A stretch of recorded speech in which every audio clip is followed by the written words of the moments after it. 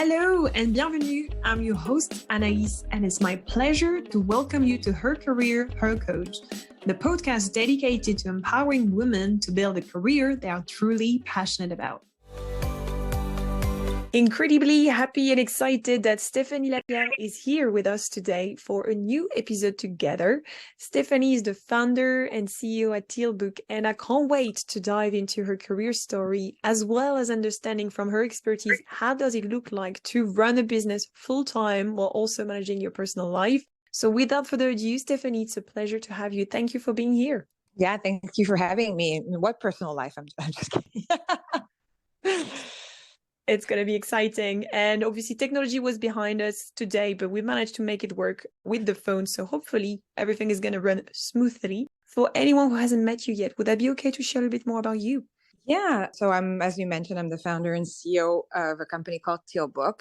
And the company focuses on automating the collection and enrichment and distribution of data on every B2B supplier. So that's any organizations that sell into an enterprise that offers any goods or services to an enterprise, has a lot of information about their organization that they have to provide to all of their customers or future customers. And so typically that's been done very manually. Every enterprise collects information from each supplier individually. And when you multiply this by 5,000 suppliers, 10,000 suppliers, 30,000 suppliers, 100,000 suppliers globally, that becomes incredibly difficult. And for suppliers, they have to update a lot of different clients and systems. And so we automate all of that process using machine learning and AI. And before that, I started a consulting business in the procurement space. And so I was building procurement function, which is typically the function that oversees any third-party spend. And I did that for biotech companies. So that's how I got positioned to see a problem that was bigger. And I thought no one was really focused on solving the data problem. Everyone was trying to solve this through processes and software. And I thought, if we could fix this data problem, it would be transformative for the space, not just within biotech, but any sector. That's amazing. What a journey. And if I'm not mistaken, I think you've created Tealbook back in 2014, so almost a decade. Time flies. Well, so it was a little bit of stop and go because, as I mentioned, I started a consulting business in 2007. And that business, totally different. Just, I built this the old school way. I got customers, made money, put money aside, hired people, did business development. I never borrowed or raised capital for that business. It's always been profitable. I still own it. I don't operate it anymore, but it gave me a very nice quality of life. I had, a lot of work-life balance, and it was really important at the time when I had my first daughter. She was born in 2007. I have 3 girls now. And so as, I built my consulting business, the idea of Tealbook was there for about 9 years. I was trying to kill it or find any possible way to fight, building this company or find something wrong with the idea, but I couldn't, poke holes at it. And so I had a bit of a false start in 2012. I just started putting the thoughts on paper and put a slide deck together. I hired eventually an architect and a designer just to pull the idea out of my head and put it down so I could show my customers, like, if this existed, is it something that you would find valuable? Would you buy this solution? And I was getting a lot of positive feedback. And just as I was starting, I ended up getting pregnant with my 3rd daughter, who was born in 2013. And I knew I couldn't run a consulting business, start a startup company and with 2 little girls and then have a baby on top of that. And so I paused for almost a couple of years. It's really in 2015 that I started to work with a company in San Francisco that was hiring my consulting business to do big projects. And, they spend a lot of money with my team, which was great for my consulting business. But I thought there's got to be a better way to access information. It's not so manual and takes so much time. It took my team 16 weeks just to get the lay of the land and understand what was, which suppliers they had worked with, which one were under an MSA, which one they had spent money over the last year just to start the project itself. I thought if they had this Tealbook, they could have done all of this instantly because they would have had all the information at their fingertip. And so I knew if this company that was based in San Francisco, that was across SAP and LinkedIn and Facebook, And Salesforce didn't have a solution, and there was most likely no solution that existed, and Mm. decided to finally take the leap. So it's really 2015, and I bootstrapped the company for about a year and a half before I got an angel investor, which I'm happy to talk more about. And then I raised my first institutional round of funding on 2017. Wow, I'm so glad that we went into all of this. And this is exactly why I've said in the intro, looking forward to hear more about what's been your career story, but also how you navigated your personal life, which you already started to share about, because we talk a lot more about these nowadays, but we don't talk about it enough. It's definitely how do you navigate your career whilst also, managing your personal life. So I guess fast forwarding to where you are today and reflecting back on your journey so far, how would you describe your experience? It definitely is harder than I would have imagined when I started Tealbook. And I remember my husband telling me at the time, like, are you sure you know what you're getting yourself into? Mm. And he's 6 years older than me and probably a little bit wiser. And I had no idea.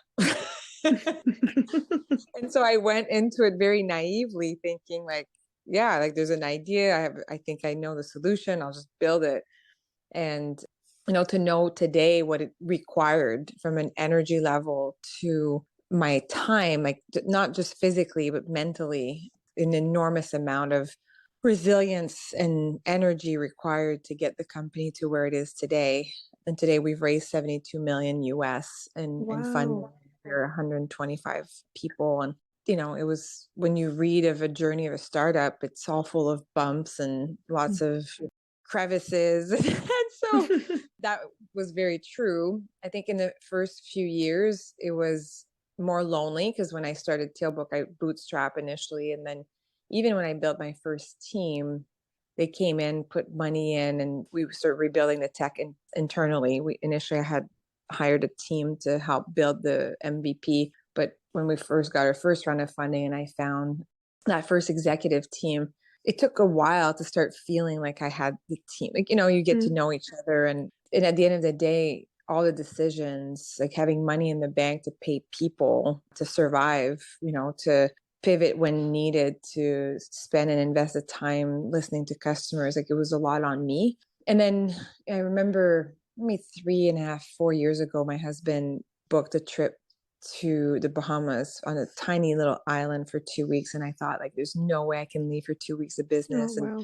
it's going to crumble. And he's like, too bad, I'm booking the 2 weeks. And I always remember the first week being, more nervous. I had a new executive that I was calling in the morning just to check in if he needed me. And he was like, no, go on your vacation. We're good. And by the second week, I was able to actually relax. And suddenly I kind of found myself again. Like I'm, my more goofy, funny self and be Nice.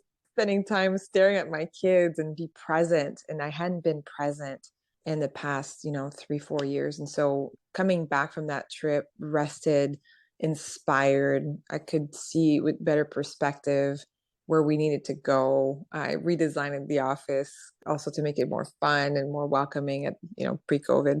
And I always remember that as super important. Since then, I'm really careful on the weekends to not just work all weekend. Obviously, there's times where I need to be heads down and do things, but I'm trying to balance more life. And especially with COVID, it got me the opportunity to spend more time with my families, have meals every day, pick up my kids from school, once school started again. And I loved it. Like that was a really nice pause because I had been traveling and been so busy. So, it's definitely always a bit of a juggle of how do you take care of yourself? How do you spend time with your spouse? How do you focus on your kids and build a company?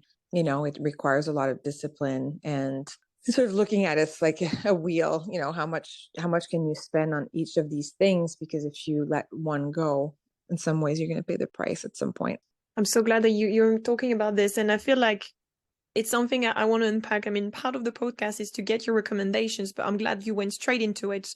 You're mentioning obviously the whole piece around resilience. I think there is a huge piece around that. I mean, I'm not a mother myself, but I'm a solopreneur, and already at my scale, I've been tested on the resilience side of things. So I can only imagine at your scale how has it been, and especially fast forwarding to the last decade, if I can put it this way. I feel like we already touched base probably on some of those, but I'd love to know from your perspective, what would you say have been your top 3 career achievements?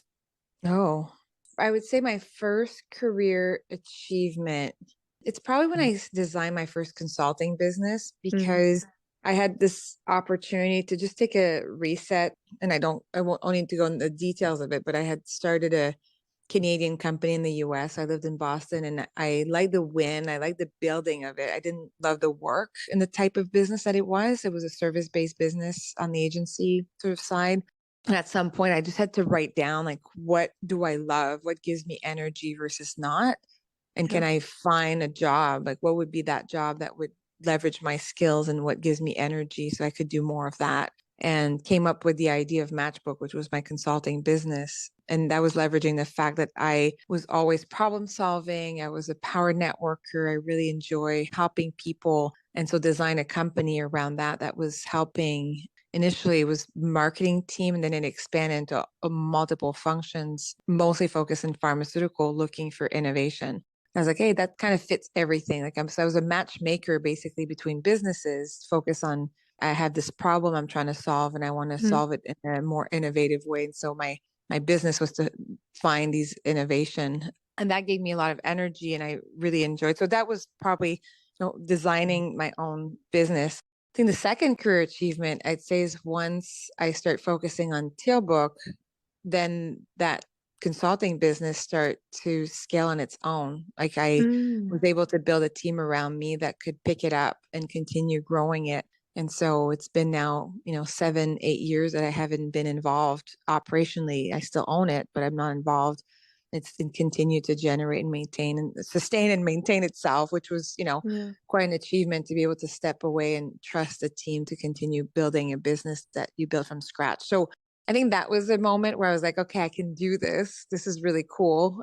And with Tealbook, I don't know if I have that yet. Like it's, people say always congratulations for your success because we've raised a lot of money and I don't consider raising money to be the Mm. success. Like the success will be once we have, reach a certain, I think, type of scale where, and Mm. we're starting to becoming more mature. I'm starting to see a lot of the pieces coming together now where we're much more disciplined. We got better rhythm of the business. Things are not as chaotic as they've been. We broke a lot of things. We grew really fast. We learned a lot this past year. And so I'm seeing the sign that at some point this company, even though we'll continue reiterating and moving fast and making sure that we grab onto opportunities, I think once I kind of focus on things that seem like a luxury when you're an early stage company, like culture and talent, Oh, like yeah. things that when you start, you're like, oh, that would be so nice if I got to, focus on recruiting or talent and culture because all you care about is like, I need money to be able to build a Yeah. product and I need one customer and then two customers. And so I don't know that I could say I've achieved that career milestone with Tealbook yet. So at some point, I hope that I can look back and say like, oh my God, I'm so proud of the success. I'm proud of what we've built so far, but I don't think there's an achievement that I find myself that I've done that I could recognize yet. And I say this lightly because there's a lot of achievements that we've accomplished Mm-hmm. along the way, but not something that I would frame yet. Fair enough. And I guess this is, where you are today. And I guess this is where the vision is also heading for the next steps of the business as well, right? So we can just, have this podcast once again in the next couple of years and see what comes to the table. Exactly. And, who knows, maybe I'll be ready to frame an achievement. I think the focus on Tealbook, it's less about my accomplishment, more like how can the Yeah. team take the company to the next level and how can I Mm. enable and empower them to be able to execute in a way that is coordinated, is collaborative, it's focused on the right type of culture and it's, makes money or we're able to at some point IPO or whatever the exit may be at some point in time. But right now we're just focused on building the most valuable data company. Yeah. And to be honest, the example that you gave when it comes to you going to the Bahamas, for example, I feel like it's an achievement on its own. Back then, it must have been like a big, big challenge, but the achievement of actually being in a position to step away in a way from the business to be able to reconnect with yourself and therefore be in a position to lead the team from that place actually seems like a big achievement on its own. I think so because finding finding a way to have a more balanced life. And honestly, being married to someone that was really supportive in the business, but also was like, I have no interest in talking about Tealbook every weekend and evening. So, and he forced me to step away from the business. He forced me not to bring work at home all the time. And that helps so much because it can be, it can be really obsessive because it's always this puzzle that you're trying to piece together. There's always something falling off. There's always a gap. There's always something to connect dots. Like it's a constant, very consuming, experience, but super rewarding in so many ways. Like I look back of what I've accomplished so far and I'm incredibly proud. So I'm not undermining what's been done so far. Love it. Thank you so much for sharing. And I think it's time to look at it from the other side. You might have touched base on some of these already, but if I were to ask you your top 3 career challenges, what would you say? I think maybe the first one, I would say I didn't hire the team fast enough. And that's something that I see in a lot of female founders. They take a lot of risks on their own. They don't necessarily, I'm generalizing, but a lot of women don't necessarily build teams around them really early on and raise capital fast enough. Like, you see a lot of teams of, a few guys, with a napkin idea, go and pitch to venture capital, like, and get funded, as women will just want to build a company, reduce the risk, take on all this risk on their own shoulder before going sort of the next step. And I wish I had done this a little bit differently in the early days and didn't need someone to tell me I had to build a team to raise capital. If I'd known what I know now, I would have built a team right off the bat and raised capital right away. I would have probably accelerated, 2 years where I really kind of bootstrap and hustled for 2 years to get the company to, where I think it could have been there much faster. So I think that's probably one of the challenges that I had, is just how much I've taken on early. Another one, as a single founder, and I don't know if it's a gender thing, but it's happened a few times where I've had executives that came in at a certain point in time in the journey of the company, added a lot of value. And at some point, either the company outgrew them, or they burn out, or they don't find themselves as valuable, or they get sort of narrowed into roles versus being a generalist. And then it becomes a bit contentious. And it's so easy, if things are not going as well or as planned, or they're not performing, to just turn around and start pointing fingers at me that I'm wrong, or I'm asking too many questions, I'm getting too involved. And I find that really emotional, because these are people typically I respect, that are really intelligent, at one point in time added a tremendous amount of value to the company, but then the needs have changed. And so parting ways is really hard, and it's changed. And then every time I've done this, the company actually flourished post that transition. Oh, wow. It's always taken me too long to make the change, because, maybe for emotional reasons, or thinking that if that person left, the company would crumble, when in fact the company did the opposite every single time. So kind of learning from that, but that I find that really challenging, because it's not like I have another co-founder where we can look at each other and go, okay, we're good, right? Like we know we're making the right decision. This is sort of, kind of me against, right? And then typically the validation comes after, like, oh, thank God, or I can see the change and it's so positive. But when you're in the thick of it, it's just very challenging. And so I'd say that's the second one. And then thirdly, I don't know. I think it's just diagnosing, like, especially in the early days. And if you're building a company, especially in tech or any company that has any scale, it's really important to, when you're hiring people or you're growing the organization, to make sure that it's very feedback driven, because people know the things that are not going as well, or not executed as well, or gaps that are a risk to the organization, if they're not comfortable speaking up. And you're seeing the data. And in the past, I've had to be the one digging. And so then you start asking questions and make people nervous, but you're just trying to figure out what's going on, because if you're not getting that diagnosis from the team, it makes it just harder. And so, I've learned, I think now we've changed from a culture perspective, really encouraging people to speak, because it's the people at the front line that know best actually what's going on. And if they're not speaking up for whatever reason, then you're not really moving as fast as you can. And so how do you build that trust with your employees so that they feel they can speak up, and there's no role, there's no job that does not impact our growth in a way. And it doesn't matter who you are in the organization, especially at our stage.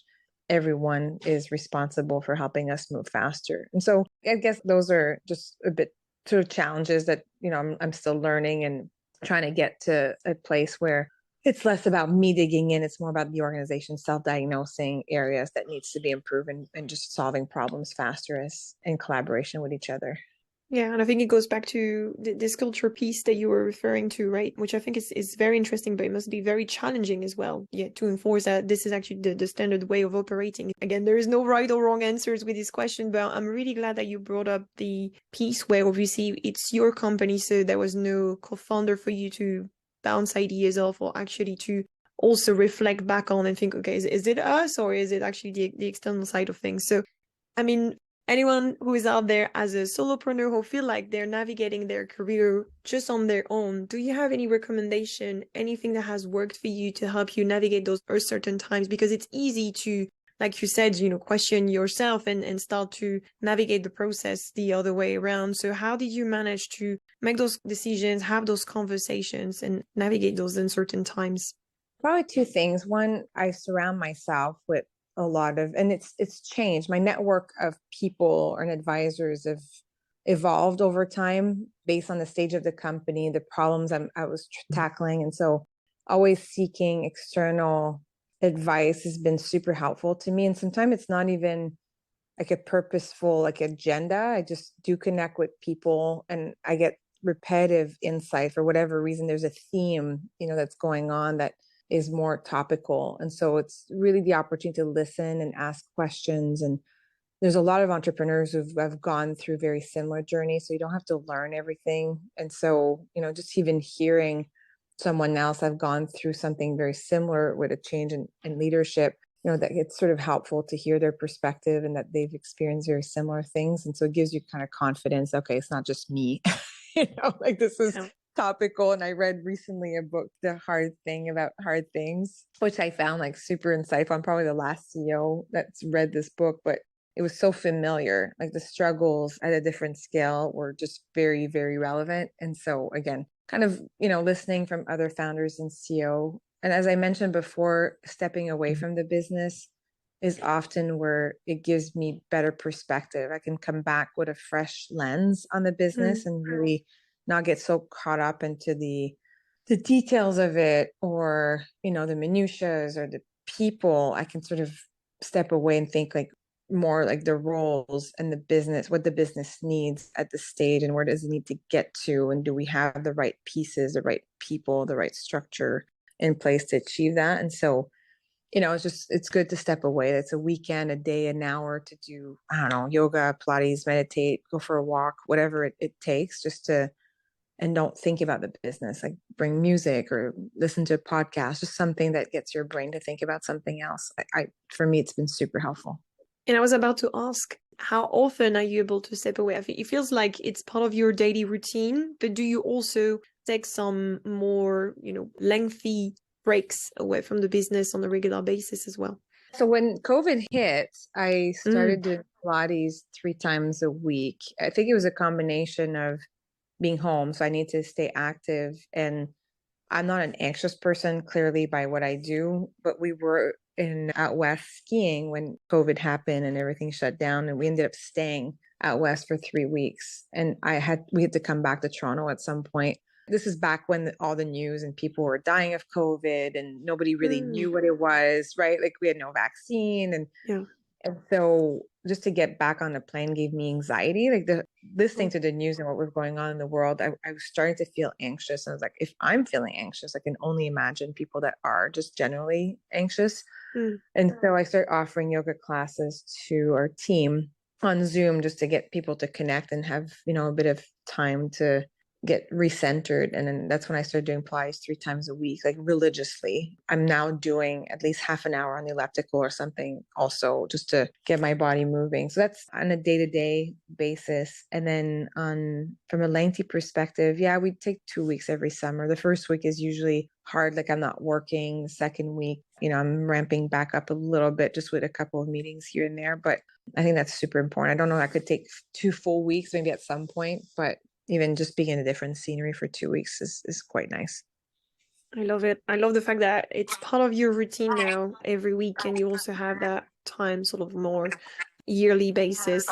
I mean, we've mentioned that just before going into that episode together today. Obviously, I'm going away for 3.5 weeks. Is the first time in forever. I've never done that. I might not ever have the opportunity later in life to do that. And I have to say, whilst I'm very anxious because I've never had a chance to step away from my business for that long, I feel like just hearing you right now, I'm just very excited about it and potentially the ideas that might come up from that time away from the business. So thank you for sharing how you've navigated that as well. Yeah, and It's bring a notepad or your phone to take notes, because that's often when yes. actually I do have the best ideas, and I can think of like, where do I see the business go in 5 years? I'm not so caught up in the day to day. I can think a little bit more broadly and a bit more, into the future. Yeah, I mean, this is exactly what I was planning to do. Just an excuse for me to buy a nice notebook that I can bring myself with. Definitely my travel companion. Absolutely.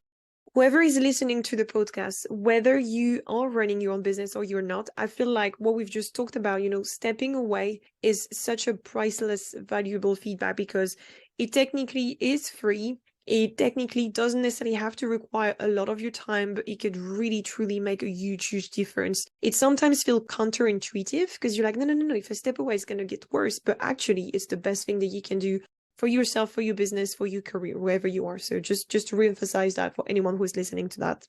And I feel like we need to open this even more generally because I know I've asked you a more specific question that led us to extrapolate a little bit on that. But if I were to just open it up to you, Stephany, and just to say, from your experience, everything that you've learned, and we know a lot has happened in the roller coaster that has happened with Tealbook and your entrepreneurship experience, what would be your top tips, top recommendations for any woman who's looking to make the most out of their career? I think, I'm a big believer in this sort of vision board. And so even when I think back at when I created this matchmaking company, it was taking the time to write down what gave me energy and really focus on those things. There's always things that are not as much fun, in any work or any career, but I think focusing most on the things that you really love and gives you that positive energy. I don't look at Monday mornings as Monday mornings. I'm actually kind of excited on Friday. Sometimes I'm bummed that it's Friday because nothing happens on the weekend. And so you have to love what you do no matter what it is, and just make sure that you focus on those things that you enjoy the most. I'd say also, be clear about what you want. So if you're working for an organization, be in the right role. And I've seen now a lot of time people being in the wrong role. They may think they're in the right role, or they may want to try something. And sometimes, if you're not recognizing that you're not in the right role, that could be really hard. And so I've seen people, just drowning. Meanwhile, they're good people, they're smart, they have a lot of experience under their belt, but focusing on the right role and knowing your capacity. Obviously, if you work in a large organization, it's a little easier to either hide or stretch the timeline. If you work in a fast space, especially startup, things change so fast, and be able to recognize, what is there a timing that you thrive? Is there a stage of a company where you add the most amount of value? And it could be really, really early stage. It could be growth stage. It doesn't matter. But I think knowing that about yourself, or you're someone that like more structure,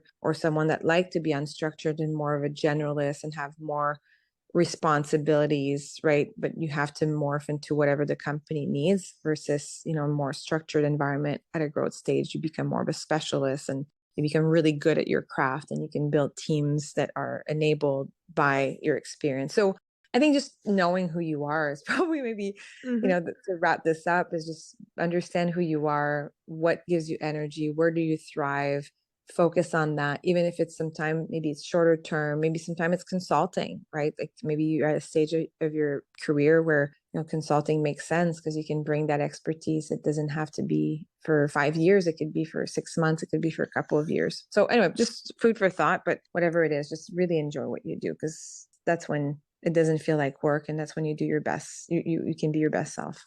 Yeah, that's exactly why I'm so happy you accepted my invitation, because obviously hearing you, I know you love what you do. And I'm glad that you share that piece. If I may add to that, especially hearing you and what you've shared so far, I feel like there is also the do not hesitate to surround yourself with the right people. You've mentioned a couple of things. For example, for you, you've been able to make sure that you had the right team of, advisors or mentors, especially around the different stages that Tealbook has gone through. But you've also said, from your own experience, when it comes to growing the business, growing the team, you wish you would have done it, sooner. So I feel like this is also something you shared I'm definitely taking away personally as well. 100%. You can't do this by yourself. So, I mean, you can have a company on your own if that's what you want, but if you're building something that has scale, like you just can't do it alone. And so the sooner you're able to delegate and hire people that complement your skill set that are different, like they have to be different from you.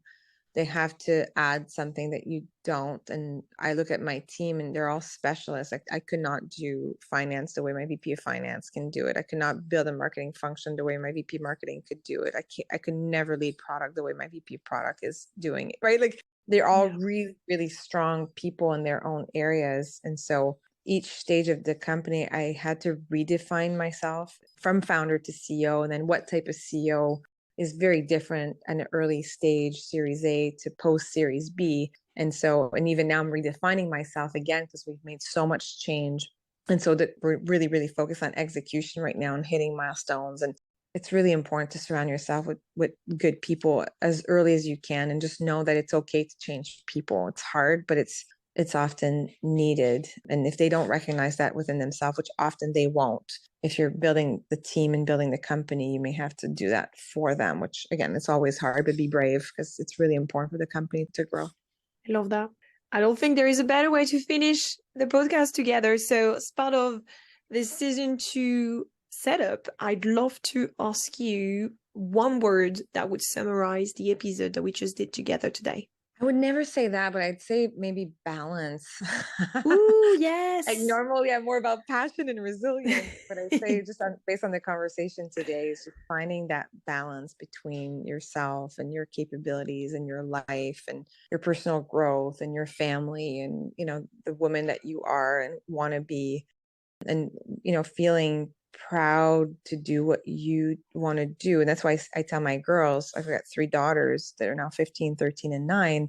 And often they have said like, oh, you work all the time and blah, blah. And I said, but I love what I do. If I didn't love what I do, I wouldn't sacrifice all of this and spend so much energy doing it. And so the fact that they see this within me, I'm not drained by my work. I get energized by my work. But it's all part of, balancing all these things that make you who you are. And just think about, the type of woman, the type of person you want to be to others and to yourself. So yeah, balance seems to be appropriate.